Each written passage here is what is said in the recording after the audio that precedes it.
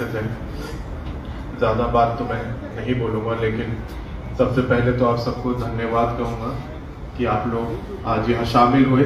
पापा के जाने के बाद ये हमारा पहला सम्मेलन है। उनकी कभी काफी महसूस होती है हमको, लेकिन उनके बताए हुए रास्तों पे हमें चलना है और चलेंगे। अब मेरे पापा तो नहीं है, लेकिन अब आप लोग हो मेरे, आप लोगों के पास मेरे को छोड़ के गए हो। जैसा आप बताएंगे वैसा हम काम करेंगे। उनके दिखाए हुए रास्ते पे हमें जिंदगी भर चलना है। ये मैं और मेरे भाई ने, हम दोनों ने संकल्प लिया है। आप लोगों को हमें संभाल के रखना है। और ये कांग्रेस पार्टी के वो हमेशा सच्चे सिपाही रहे हैं। इस कांग्रेस पार्टी को हमें जिंदगी भर अपना खून पसीना सब देना है। इस पार्टी के लिए मेहनत करनी है। यही बोल के मैं अपनी बात खत्म करूंगा। बहुत बहुत धन्यवाद। जय हिंद। अमर रहे जुबैर खान, अमर रहे। मैं अगले वक्ता के रूप में उनके बड़े सुपुत्र आदिल जी से मैं निवेदन करना चाहूंगा, वो भी 2 शब्द कहें।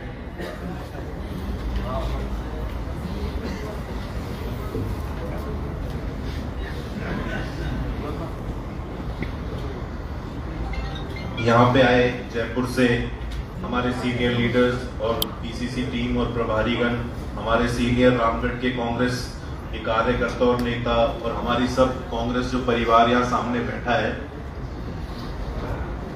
मौका तो ऐसा नहीं है, पता नहीं था कि आपके सामने आएंगे तो इस ऐसी घड़ी होगी। कभी जुबैर जी ने भी ये नहीं कहा कि आप राजनीति करो, आप रामगढ़ जाओ, लोगों से मिलो जुलो, बस अपना व्यवहार रखो, इतना ही उन्होंने बताया था हमें। कभी कोई ये नहीं बोला कि आप राजनीति दृष्टिकोण से रामगढ़ की तरफ देखो, परिवार की तरह देखो। अब जितना वो सिखा के करके गए हैं, हमारी जिम्मेदारी बनती है। आप लोगों ने पिछले 2-3 हफ्तों में भी हमें संभाला है, ध्यान रखा है। अब बहुत बड़ी जिम्मेदारी है, वो अब धीरे धीरे हमें पता लग रही है। जो आप लोग की तरफ से, सबकी तरफ से पापा छोड़ के गए हैं, हम दोनों भाइयों की तरफ से पूरी कोशिश रहेगी।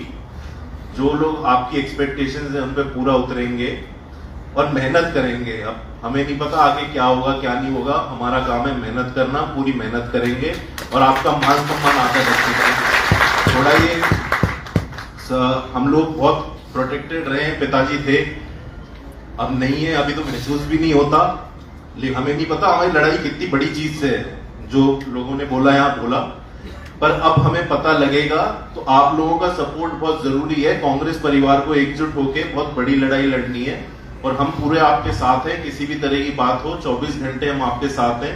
आप भी हमारे साथ ऐसा साथ हैं। बस शुक्रिया आपका, आप सब लोग यहाँ हैं। बहुत बहुत धन्यवाद। जय हिंद, जय भारत।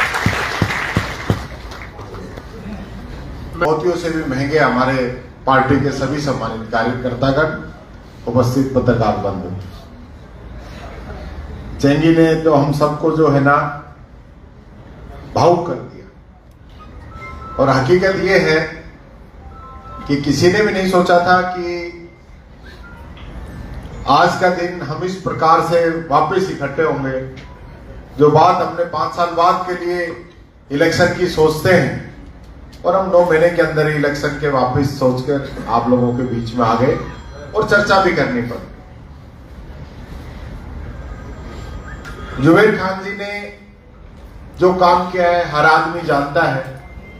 राजनीति में हर व्यक्ति कोशिश करता है काम हो, सबका अपना अपना तरीका होता है और सबसे सब खुश भी नहीं है। लेकिन उन्हीं में से कुछ लोग ऐसे होते हैं, जैसे मैं कई बार विकास में मेरी तुलना करता था तो जुबैर खान जी से करता था, क्योंकि 8 से 13 में एक सड़कें बननी थी ढानियों को जोड़ने वाली, तो मैंने मेहनत करी और जुबैर जी ने मेहनत करी। 46 सड़कें पूरे अलवर जिले में 11 विधानसभा में मंजूर हुई, जिस 46 में से 32 या 34 हम दोनों की थी, आधी आधी, क्योंकि हम दोनों ने बैठ के बड़े हिसाब से मैंने मेरे एजेंट से पूछा, मैंने यार ये अपने तो ये है, ये जुबेर जी ने कैसे करे? तो सब वो भी आपकी तरह एक एक चीज टिप्स पे है और उन्होंने करे। कल भी मीटिंग थी, प्रधान जी मौजूद थे। कल मेवात विकास बोर्ड की बैठक थी, तो बीजेपी के एक नेता कह रहे कि रामगढ़ के जो काम है वो जल्दी कराओ, चुनाव है।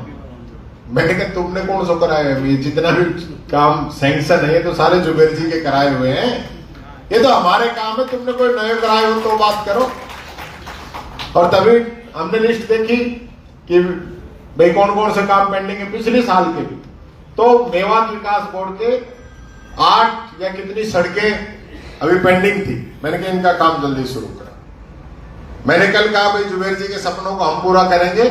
उन्होंने जो गौशाला का जो एक कॉन्सेप्ट लेके आए, गौशाला के लिए खूब लोग काम करते हैं, सारी बात है, लेकिन चला के जिस व्यक्ति ने कहा कि नहीं मैं मेवात विकास बोर्ड के पैसों से अलवर में भी और भरतपुर में भी दोनों ही जगह पे गौशाला बनवाऊंगा, और उन्होंने वो काम किया, पैसे मंजूर किए।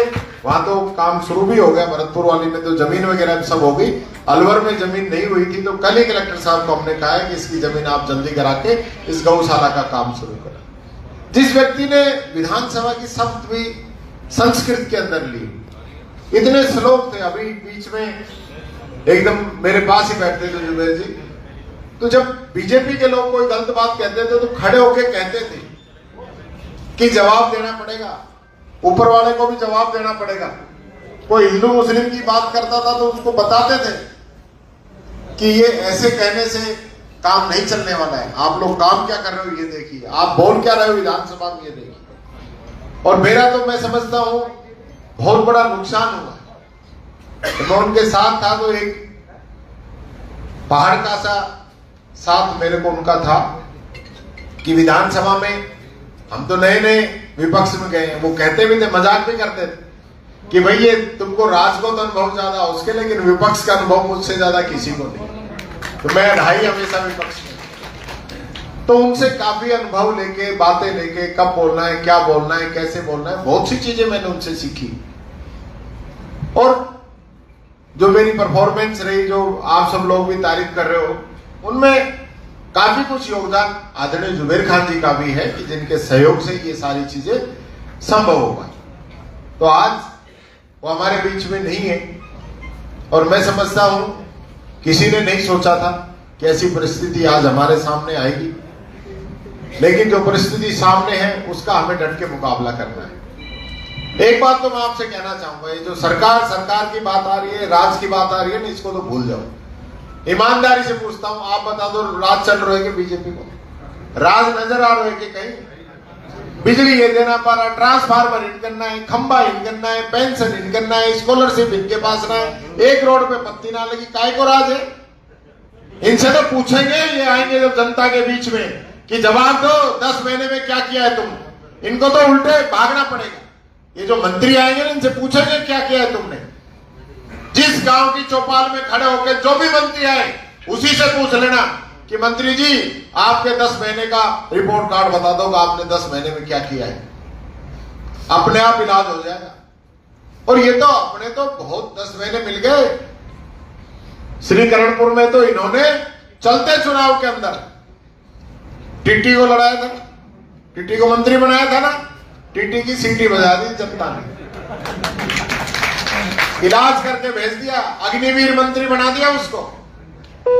ऐसा मंत्री कि जिसने न चार्ज लिया, न शपथ हुई, न शपथ तो हुई, न चार्ज लिया, न उसको तनख्वाह मिली, न ऑफिस में बैठा, न कोई काम कर पाया एक भी दिन। तो जनता से बढ़ के कुछ भी नहीं, तय हम लोगों को करना पड़ेगा। अगर हम जुबेर जी को सच्चे दिल से श्रद्धांजलि देना चाहते हैं तो हमको वोटिंग के आखिरी 6 बजे तक, जब तक हमारा एक वोट नहीं डल जाए, तब तक मजबूती से काम करना पड़ेगा। एक दूसरे पे टालने से काम नहीं चलेगा। अपना बूथ तो संभालना ही है, मेरे से पूर्व वक्ताओं ने कही, ये सबसे महत्वपूर्ण जिम्मेदारी है। लेकिन अपने बूथ से पहले जहां जहां आपके संपर्क हैं उन सबको भी फर्स्ट में उन सबको काम पे लगा के और फिर अपने बूथ पे आ जाओ। आपकी गिनती आपके बूथ से होगी। और मैं समझता हूं कांग्रेस की जो मजबूती रामगढ़ के अंदर है, इन लोगों के पास कुछ नहीं मिलेगा। अब ये देखना अभी कुछ दिनों में या तो कोई लड़के लड़की का मामला लेके आएंगे, या कोई एससी भाई का कोई मामला लेके आएंगे, या कहीं कोई गाय माता का मामला लेके आएंगे। इसके अलावा इनके पास नहीं है, कुछ भी नहीं है। और इन सब चीजों के लिए हमें तैयार रहना होगा, जनता को जागरूक पहले करके रखना होगा कि लोगों की मंशा क्या है। इस दिशा में हमें आज से ही काम करना है। आप सब लोग जुबेर जी को सच्चे दिल से चाहते हैं ना? चाहते हैं? आज कसम उठवाऊंगा कि वोट डले जब तक 6 बजे तक एक भी आदमी कहीं भी गड़बड़ नहीं करेगा और अपनी ताकत से ज्यादा ताकत लगाएगा।